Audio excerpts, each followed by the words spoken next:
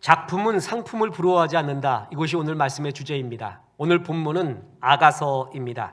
아가서의 히브리 성경 제목은 쉬르 핫쉬름인데 이것은 가장 아름다운 노래라는 뜻입니다. 한글 성경에 아가라는 것은 우아한 노래라는 뜻입니다. 두 개를 합쳐보면 가장 아름답고 우아한 우리의 노래가 무엇인가?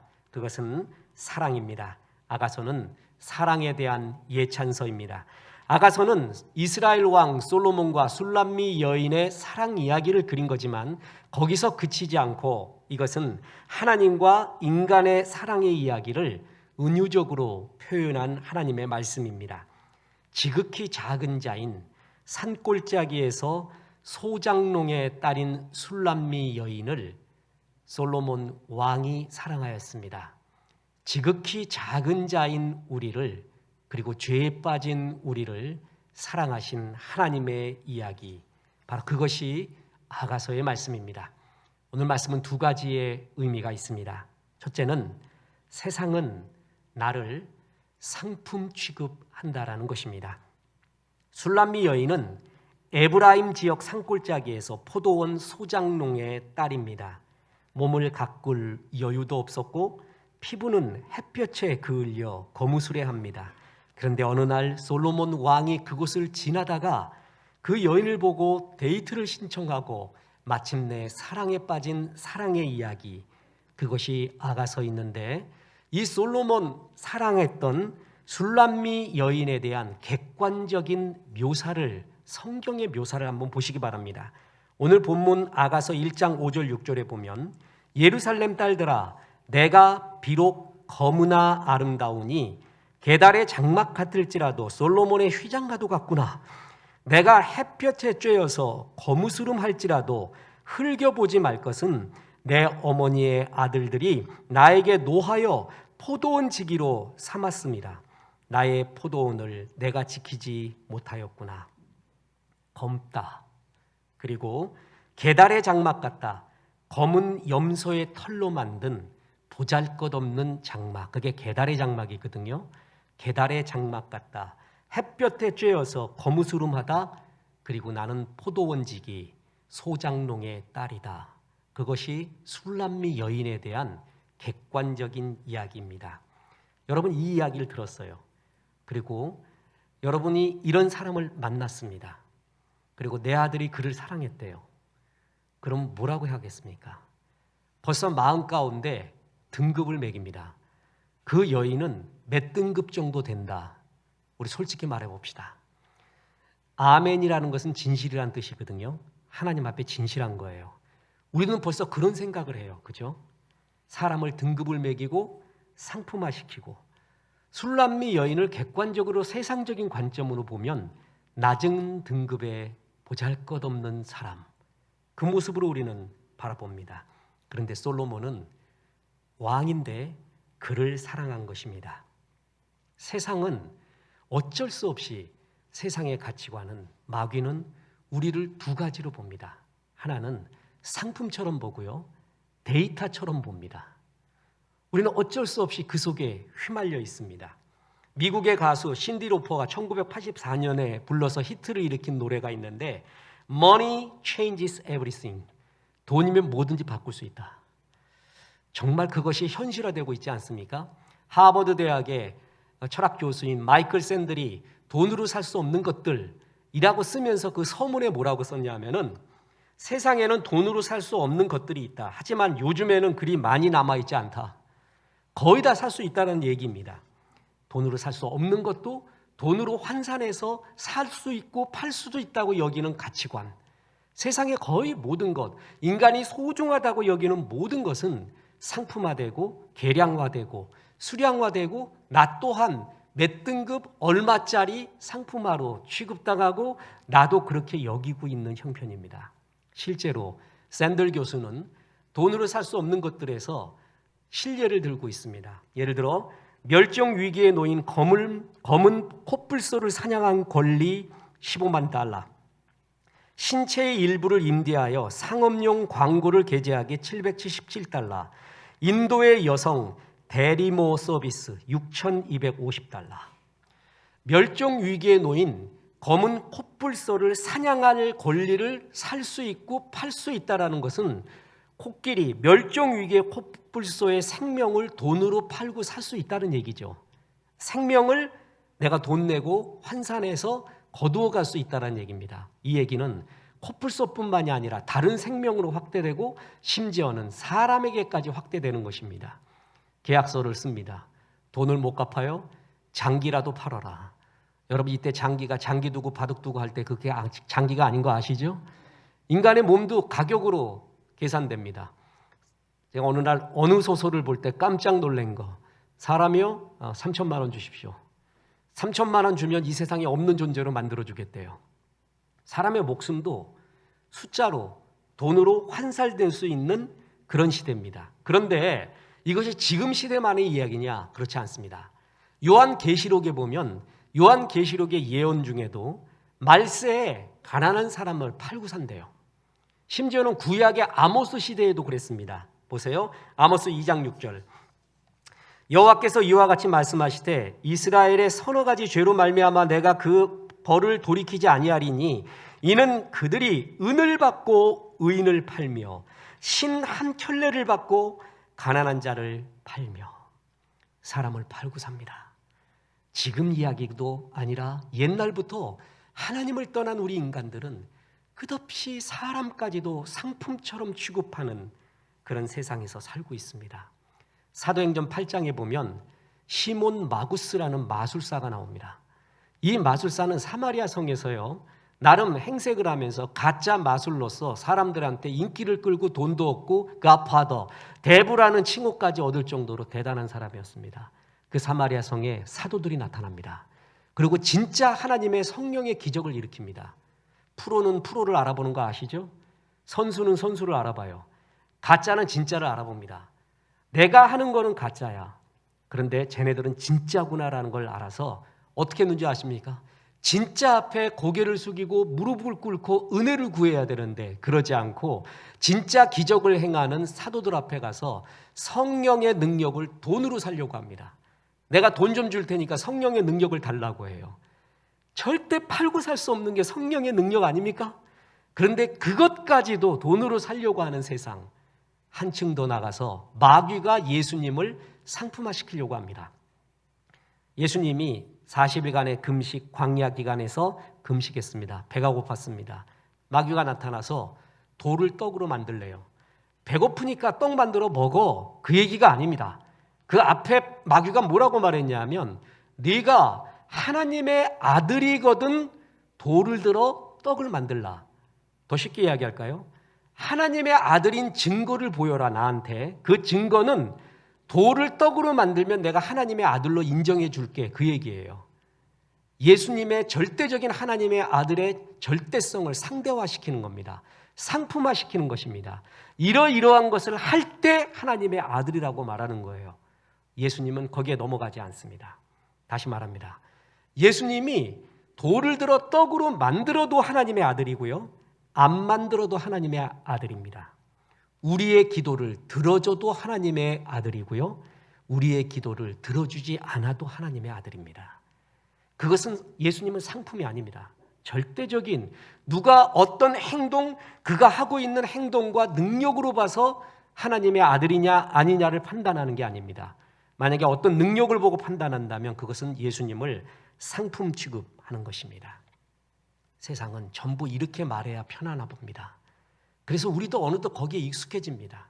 나는 얼마짜리일까? 나는 몇 등급일까? 이용현 씨의 울지마 당신이라는 수필이 있습니다. 거기에 아버지에 대한 어린 시절의 추억이 나오는데 제가 직접 읽어보겠습니다. 학창시절 친구들이 아버지에 대해 이야기할 때 나는 아무 말도 하지 않았다. 친구들은 모두 한결같이 너네 아버지 뭐 하셔? 라고 물었다. 어떤 분이셔? 라고 묻지 않고 뭐 하시는 분이냐고 똑같은 문장으로 으쓱거리며 당당하게 물었다. 나의 아버지는 어느 계절에도 성실하게 땀을 흘리시고 일하시고 거짓말도 하지 않으며 가족을 위해 열심히 사시는 분인데 아버지 뭐 하셔? 라고 물으면 딱히 이을 말이 없었다. 누구도 묻지 않았던 말, 아버지는 어떤 분이셔? 라는 질문을 나는 나에게 묻고 답했다. 가족을 위해 하루하루 최선을 다하는 분이셔.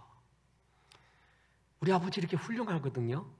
근데 사람들은 뭐래요? 니네 아버지 뭐하니? 얼마를 버니? 어느 등급이니? 우리는 어린 시절부터 이런 죄성, 사람에 대한 상품화의 죄성이 있습니다. 그렇지 않습니까? 술람미 여인, 그는 검었습니다. 계달의 장막 같았습니다.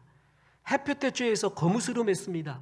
그때 선크림도 없어서 바르지도 않아가지고 그냥 까무잡잡했나 봅니다. 소장농 포도원지기의 딸이었습니다. 이를 세상 기준으로 하면 몇 등급 되겠습니까? 세상은 이렇게 등급 매기듯이 우리를 상품화합니다. 근데 솔로몬은, 하나님은 그런 우리를, 나를 사랑하신 것입니다. 뿐만 아닙니다. 예나 지금이나 사람을 상품화하는 것은 옛날부터 있어 왔는데 요즘 들어서 또 하나의 특이한 현상이 있는데 그걸 뭐냐 하면 사람을 데이터화 시키는 것입니다. 우리는 스마트폰과 컴퓨터로 다양한 정보를 검색합니다. 검색은 지식을 탐구하고 세계를 탐험하는 좋은 도구입니다. 그러나 동시에 우리의 모든 기록이 영구히 데이터에 남는, 나를 고스란히 알 수 있는 양날의 칼이죠. 우리의 흔적은 스마트폰과 신용카드에 담겨서요, 몇 년, 몇 월, 며칠, 몇 시, 몇 분, 몇 초에 뭘 사고 뭘 검색했는가가 데이터베이스에 영원히 기록되고 있습니다. 우리의 생활 패턴이 그대로 담겨져 있는 이 빅데이터, 이것은 나쁜 것만이 아닙니다. 굉장히 유용합니다. 이걸 가지고 우리 개인은, 또한 기업은, 나라는 앞으로 어떤 계획을 할 것인가의 기획 설정에 결정적인 역할을 하는 게 빅데이터입니다. 사람이 뭘 좋아하는 거를 알아야죠. 그렇죠? 그런데 양날의 칼이라고 그랬죠. 우리는 그대로 우리의 정보와 관심사가 거기에 기록됩니다. 세상이 디지털화될수록 다스리기가 되게 좋습니다. 디지털화 된다라는 것은 수량화될 수 있다는 말과 동일하고 예측이 가능하다라는 말과 동일합니다. 빅데이터는 모든 인간의 행동을 계산 가능한 것으로 만듭니다. 계산 가능은 예측 가능으로 변환되고 예측 가능은 통제 가능으로 변환됩니다. 그래서 우리 현대인은요, 거대한 운영 시스템 안에서 예측 가능한 존재, 통제 가능한 존재로 여겨지고 있습니다. 여러분, 이 영화 제목을 아십니까? 나는 네가 지난 여름에 한 일을 다 알고 있다. 제목만 들어도 섬찟해요. 지난 여름 네가 하고 있는 일을 다 알고 있대요. 이런 사람 앞에 얼마나 무섭겠습니까? 옛날에 영국의 어떤 젊은이, 아마 독설가인 버나드 쇼가 아닐까들 다들 추측합니다. 버나드 쇼도 은근히 그런 암시를 했고요. 영국의 유명한 정치인들에게 급하게 아침에 전보를 쳤습니다. 모든 것이 발각되었으니 도망치시오. 그랬더니 그날 국회에 출근하는 사람이 거의 없었대. 다 자기 얘기하는 줄 알아요. 그냥 그걸 다 보냈더니 전부 도망가 버렸어요. 나는 네가 지난 여름 한 일을 다 알고 있다.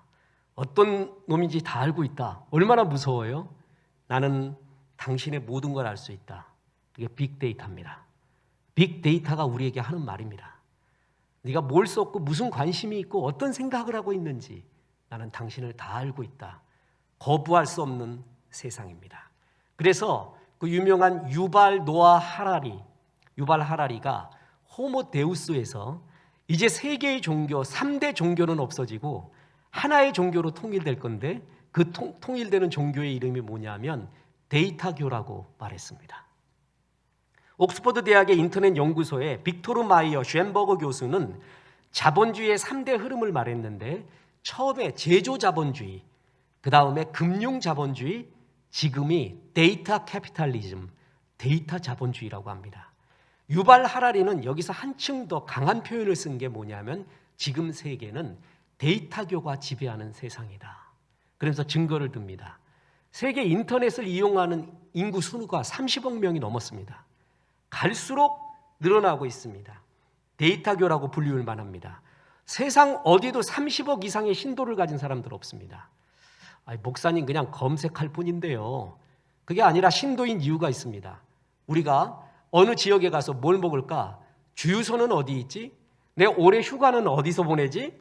그리고 어느 음식점 좋을까? 무슨 영화 볼까? 전부 어디서 검색해요? 스마트폰으로 검색을 합니다. 전부 거기서 네이버나 구글이 제공하는 인공지능 데이터에 의존하고 있습니다. 되게 편해요. 그러면 노력이 전부 없어져요. 금방 얻을 수가 있어요. 이렇게 좋은 시대이자 동시에 양날의 칼이라 그랬어요. 신앙인으로서의 위기입니다. 뭐가 위기인 줄 아십니까? 전에는 결정적인 선택, 진로, 결혼 문제를 놓고는 기도하고 기도했습니다. 목사님 기도했습니다. 저도 기억이 납니다.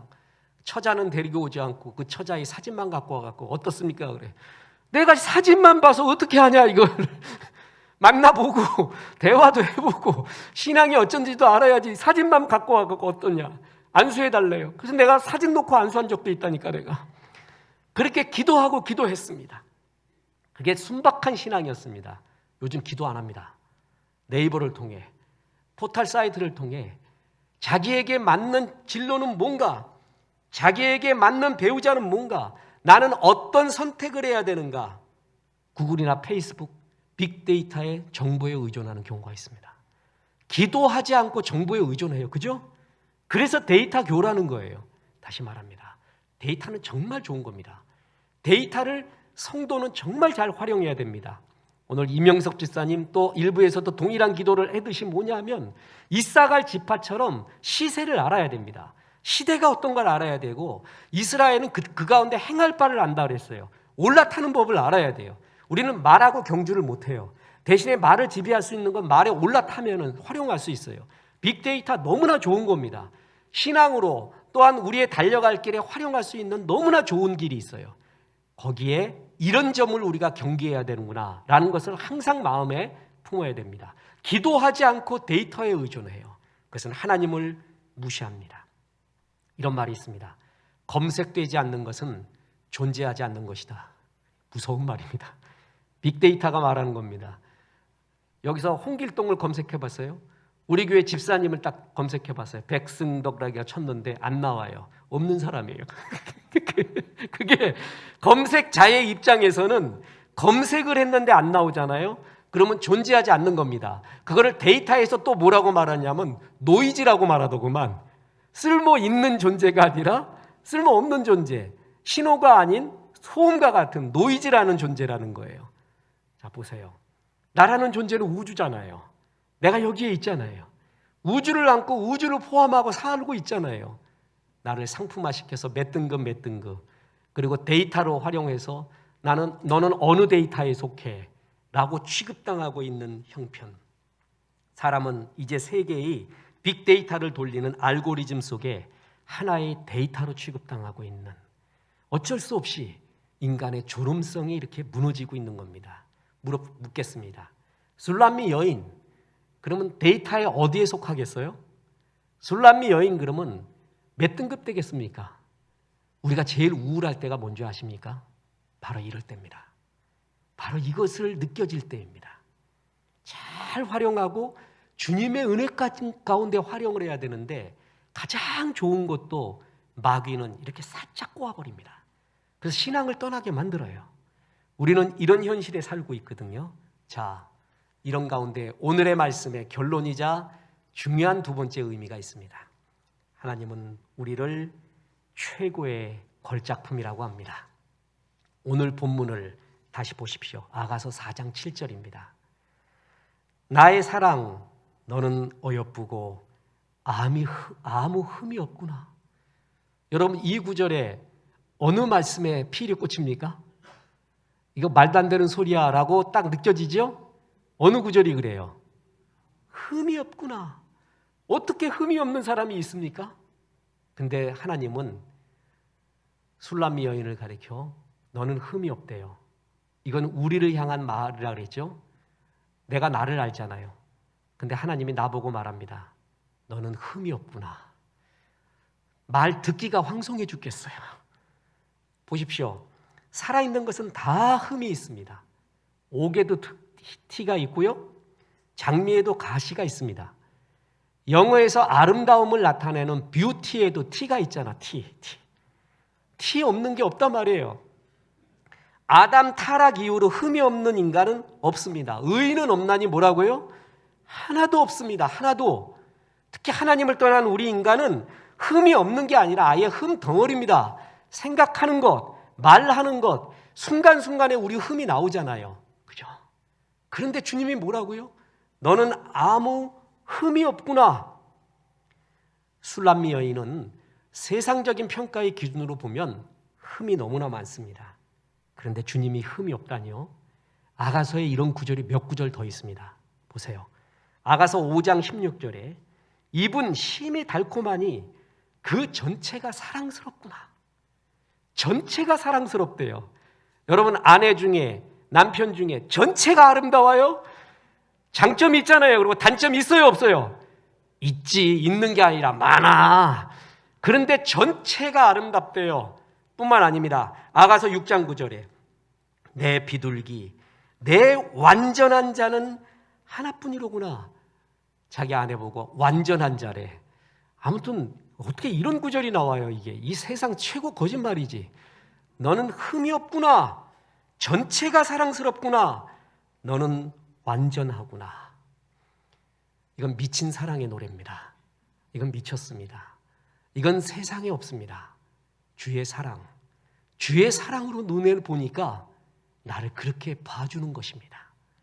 이 사랑을 조금이나마 느낄 수 있는 게 어머니 아버지가 날 사랑하는 것. 부모의 사랑이 하나님 사랑에 대한 최소한의 그림자입니다. 이걸 조금이나마 느낄 수 있는 게 부모님의 사랑입니다. 이럴 수 없습니다. 1부 때 말씀드렸는데 2부 때는 할 수 없어서 실명 거론은 안 하겠습니다. 그 사람의 실명을 알고 싶으면 1부 예배 드린 사람한테 물어보면 됩니다. 어느 배우가 있었는데 26년인가 26년 차 결혼해서 TV 인터뷰가 나왔습니다. 근데 26년 동안에 부부싸움을 한 번도 안 했대요. 여러분, 이런 간증은 안 듣는 게 낫습니다. 정말 신경질이 나요. 있을 수가 없는 얘기거든요. 26년 동안 부부싸움을 한 번도 안 했대요. 그래서 그 이유를 물었어요. 왜 부부싸움을 안 했습니까? 그러니까 남편이 내 아내는 100% 옳기 때문에 그렇습니다. 자, 이런 걸 안 들어야 된다니까. 그럴 수가 없잖아요.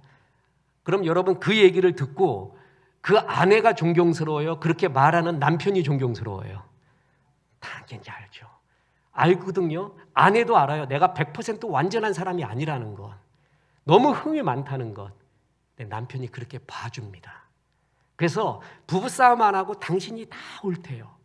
우리가 부부싸움 하는 이유가 뭔죠? 너는 틀리고 내가 옳기 때문에 그렇잖아요. 가만 객관적 보편 타당성 있게 보면 저 사람 틀린 게 너무 많아. 그래서 싸우거든요. 그런데 뭐라 그러냐면 당신은 완벽하대. 100% 옳대요. 있을 수 없는 얘기예요. 어째 이럴 수가 있는가? 주님이 나를 너는 흠이 없구나. 전체가 아름답구나. 완전하구나. 저는 아직도 그 말의 의미를 모르겠습니다. 하나님이 나를 이처럼 사랑했다는 그 이처럼을 아직도 모르겠습니다. 내가 이제 전도 집회에 가서 설교하는 것도 이처럼 사랑하다라는 것을 얘기하고 싶은데 저는 그 이처럼 사랑한 거에 반도 모르겠습니다. 네가 흠이 없구나. 전체가 아름답구나. 가장 완전한 사람이 너뿐이로구나. 하나님의 사랑의 눈으로 날 그렇게 여겨줄 때 나는 그렇게 자라가게 돼 있습니다. 인간의 사랑은 give and take입니다. 세상의 법칙도 give and take이에요. 근데 하나님의 사랑은 give and give입니다. 세상 사람은 승리자를 좋아합니다. 강한 자를 좋아합니다. 많이 가진 자를 좋아합니다.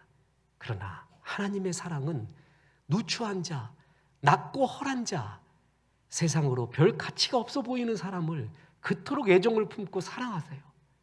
다시 말합니다.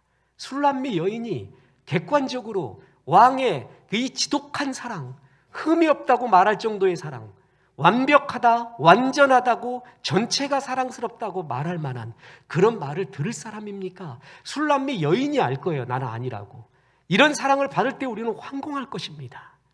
주님의 사랑은 자격이 없는 자에게 주시는 완전한 미친 사랑이었습니다. 보십시오. 로마서 5장 6절에 보면 우리가 아직 연약할 때 기약대로 그리스도께서 경건하지 않는 자를 위하여 죽으셨도다. 연약할 때 사랑했대요. 사랑할 만할 때 사랑한 게 아니라 사랑에 반응을 못하는 연약할 때 뿐만 아니라 5장 8절에 보면 우리가 아직 죄인 되었을 때 그리스도께서 우리를 위하여 죽으심으로 하나님께서 우리에 대한 자기의 사랑을 확증하셨느니라. 하나님을 떠난 죄인 된 상태에서 사랑했다는 거예요. 사랑할 만한 자격과 여건이 있을 때 사랑한 것이 아니라는 것이죠. 더 기절할 만한 노릇이 로마서 5장 10절에 나옵니다.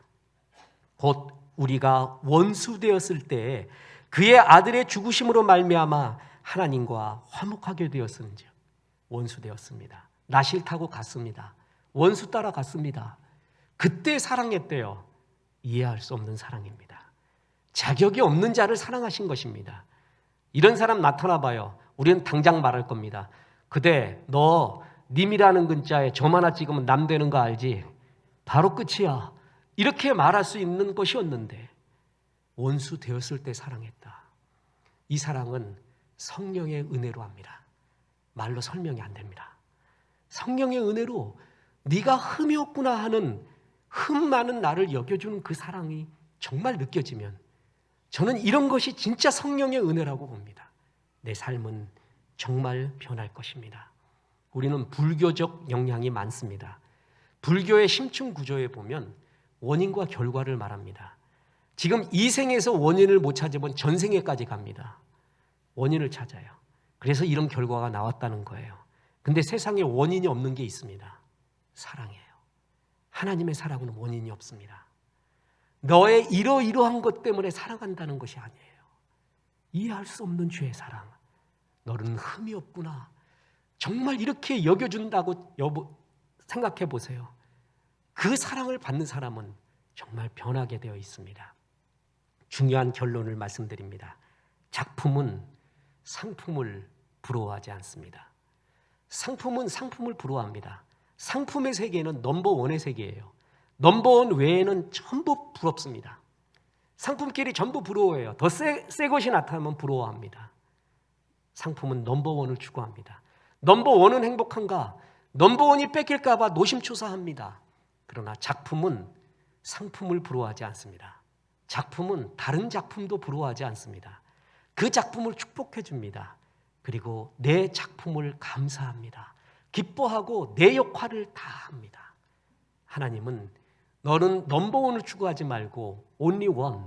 하나님이 너에게 주신 그 무엇, 네게 주신 것에 감사하고 그것을 가지고 하나님께 영광 돌리라 하며 나를 걸작품 시라고 말합니다. 저는 어느 부흥에 가서도 어느 세미나 가서도 꼭 하나만 가지고 가라고 하면 에베소서 2장 10절을 가지고 갑니다. 거기에 이런 구절이 나옵니다. 우리는 그가 만드신 바라 그리스도 예수 안에서 선한 일을 위하여 지으심을 받은 자니 우리의 모든 게 들어 있습니다. 행복의 모든 게 들어 있습니다. 우리는 그가 만드신 바 존재예요. 그리고 그리스도 예수 안에서 선한 일을 위해 지으심을 받았다. 사명이에요. 존재와 사명의 모든 얘기가 들어있는 게 에베소서 2장 10절입니다. 사명 전에 존재의 선언이 먼저입니다. 존재는 행위에 앞섭니다. 존재가 더 중요합니다. 우리는 그가 만드신 바라 아우트가르 에스멘 포이에마 만드신 바 포이에마에서 영어의 포음이 나왔다고 했죠. 그 포음이 시예요. 시. 우리는 하나님의 시라는 것입니다. 이게 이렇게 좋을 수 없습니다. 제가 오늘날 실력도 딸리고 시인과 원시인은 동일하다는 걸 알고 난 다음 시인 되기보다는 제가 어떻게 살아야겠습니까? 그랬더니 주님이 야 괜찮아 네가 나의 시야. 이 말이 그렇게 좋을 수가 없었습니다. 시가 뭐냐고요? 수많은 시의 정의 중에 로버트 프로스트의 정의가 제일 아름답다고 했죠. 시는 해석의 과정에서 잡을 수 없는 그 무엇, 번역의 과정에서 잡을 수 없는 그 무엇, 그게 시라고 했습니다. Poetry is what gets lost in translation. 시는 번역의 과정에서 잡을 수 없는 그 무엇. 김소월님의 진달래꽃에 보면 말없이 고이 보내오리다 라는 구절이 나옵니다. I will let you go without saying a word. 그러면 돼요. 근데 맛은 없지만 의미는 통해요. 그죠?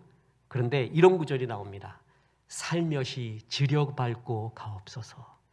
지려를 어떻게 해석하냐고. 어떻게 잡아요? 이걸 어떻게 잡나 보려고 영어 번역된 걸 수없이 봤거든요. lightly, slightly. 그걸로 맛이 안 납니다. 지려 밟고는 잡을 수 없어요. 여러분도 말할 수 없어요. 나도 표현할 수 없어요. 그러나 느끼고 있죠? 시는 뭐냐면 해석의 과정, 번역의 과정에서 잡을 수 없는 그 무엇이에요. 그게 시의 의미예요. 마귀는 우리를 잡습니다. 너는 건강을 봐라. 네 사회적 포지션을 봐라.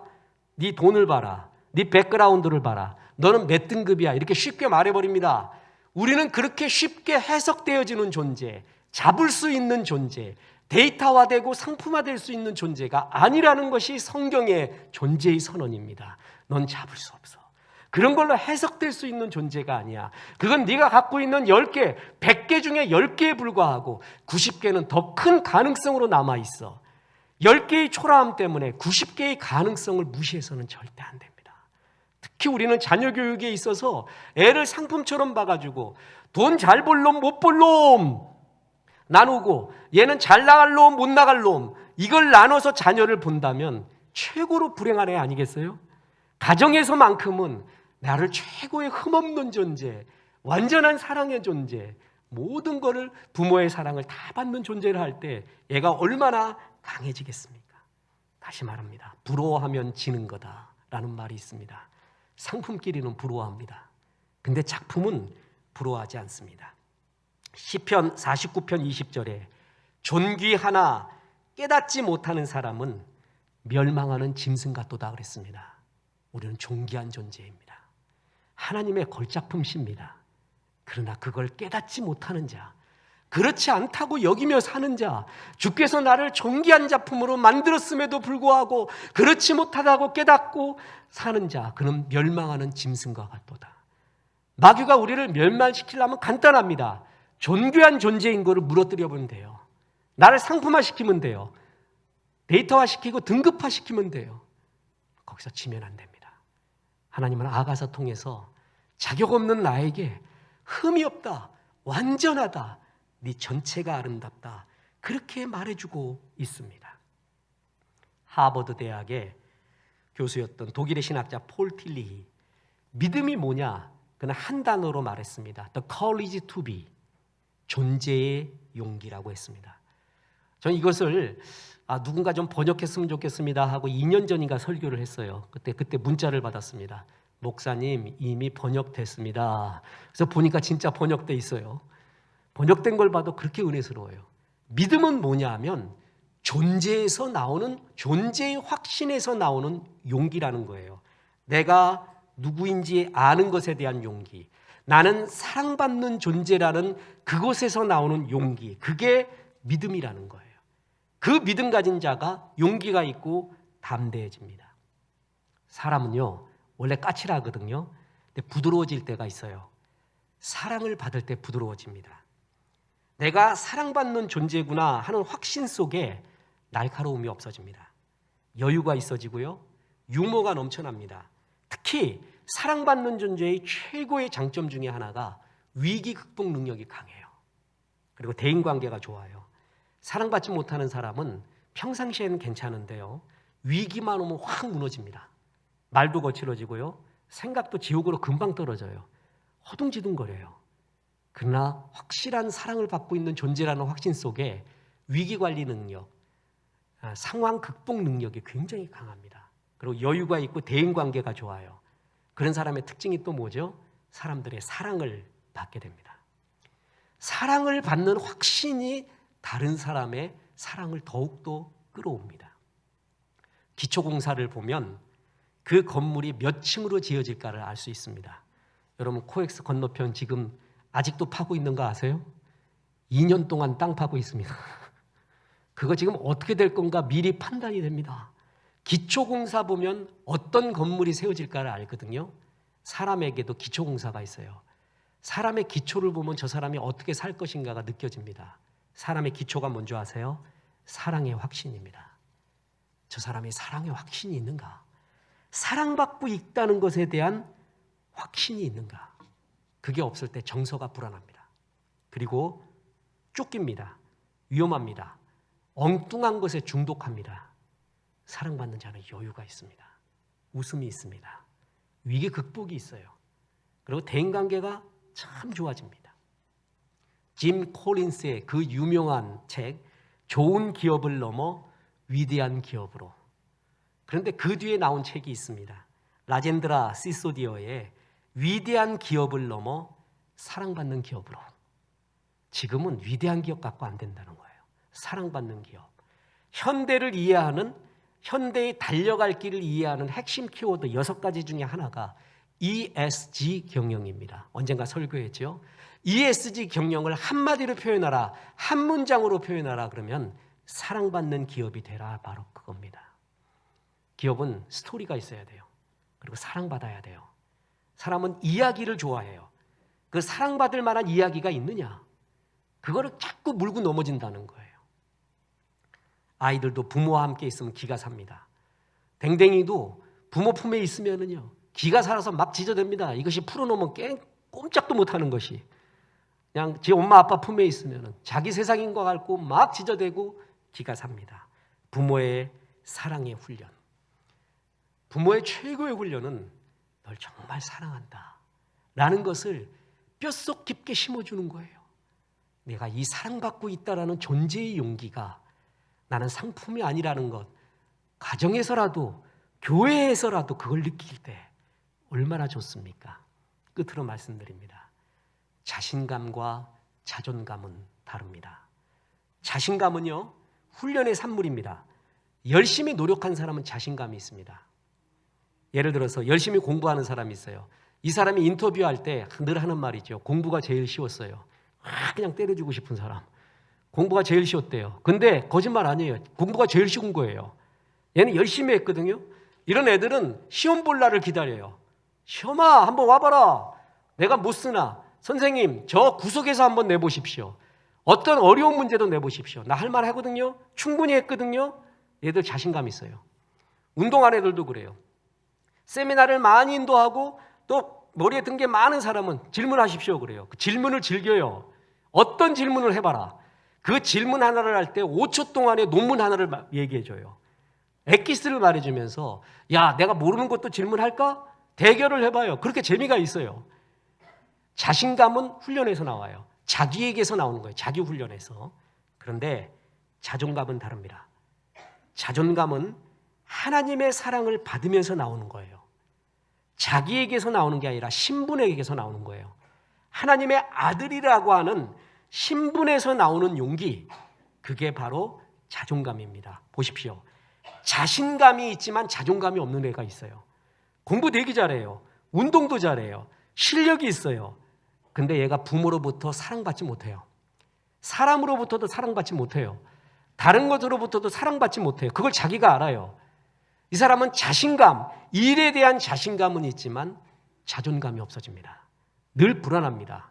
그리고 자기의 실력으로 자존감을 커버해 보려고 하지만 그건 안 됩니다. 사람은 존재가 먼저입니다. 자신감이 있지만 자존감 없는 사람이 있어요. 부모가 자녀에게 줄 수 있는 최고의 선물은 자존감을 심어주는 거예요.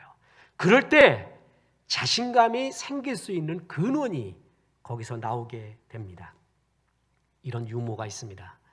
여자가 남자보다 더 우울증이 많은 이유, 거울을 많이 보기 때문에 그렇습니다. 그거 보면 못난 놈 거기 하나 서 있어 맨날. 거울 보면 맨날 못난 사람 거기 있어요. 성경을 보세요. 하나님의 마음을 보세요. 그 마음을 볼 때마다 나는 정말 이런 존재구나 라는 걸 알 수가 있거든요. 봄꽃을 보십시오. 지금 얼마나 환하게 펴 있습니까? 요 교회 앞에 보면 샘터공원 있잖아요.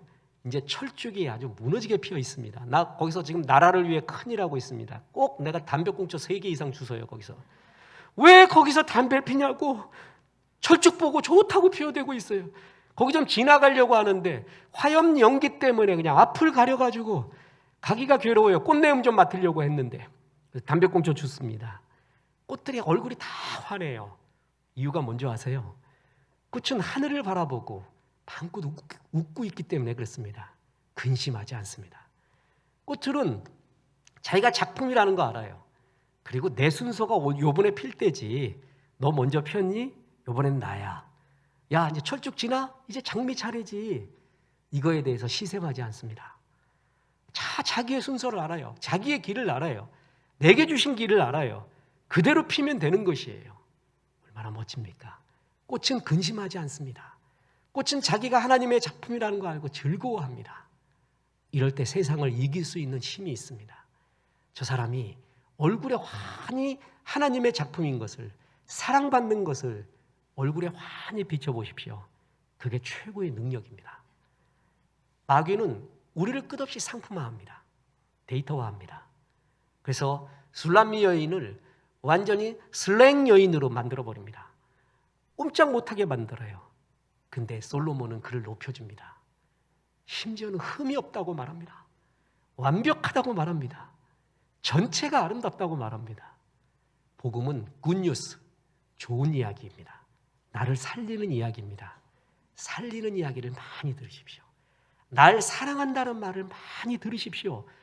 교회에서 그런 말을, 나를 살리는 주의 복음이 많이 전파돼야 됩니다. 그래서 죽어가는 수많은 상품화된 사람들을 살려내야 됩니다. 내가 먼저 은혜 받아야 됩니다. 주께서 나를 걸작품시라고 말씀하신 이 하나님의 말씀을 항상 잘 박힌 못으로 가슴에 담으십시오. 작품은 상품을 부러워하지 않습니다. 내 모습 그대로 주께 영광 돌리면 됩니다. 이런 멋진 존재가 되어 많은 영혼에게 위로를 주는 복의 통로가 되시기를 주 예수의 이름으로 축원합니다. 조건 없는 주의 사랑 찬송합니다. 스바냐 3장 17절 너의 하나님 여호와가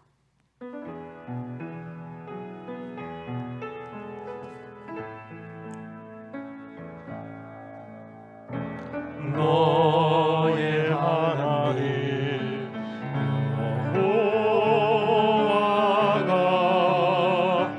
너의 가운데 계시니 그는 구원을 베푸실 전능자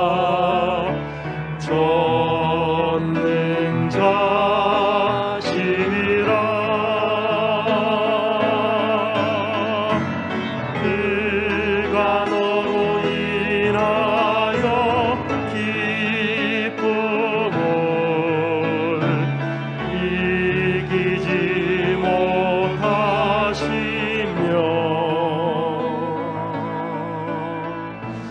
너를 단단히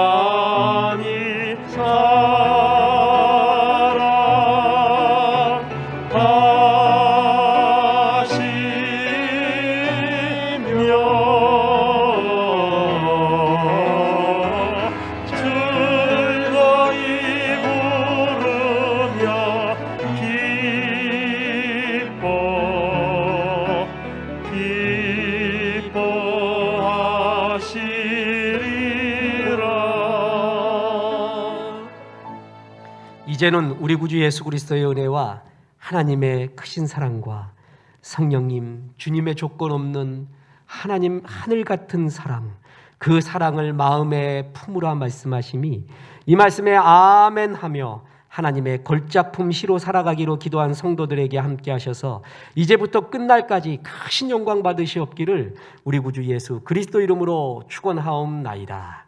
아멘.